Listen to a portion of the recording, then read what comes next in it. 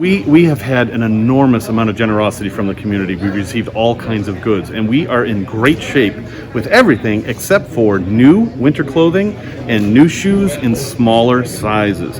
We have a lot of larger sizes, but we find we really need things in the medium to lower range.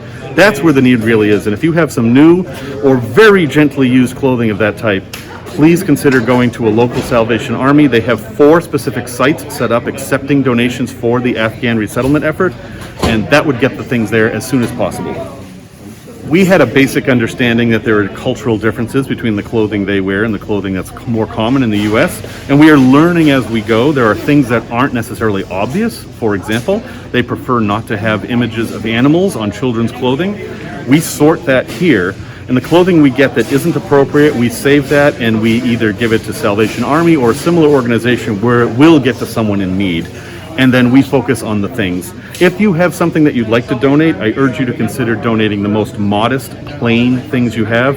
Collars like this rather than collars like this, no exposed shoulders, and as little writing as possible. Very plain.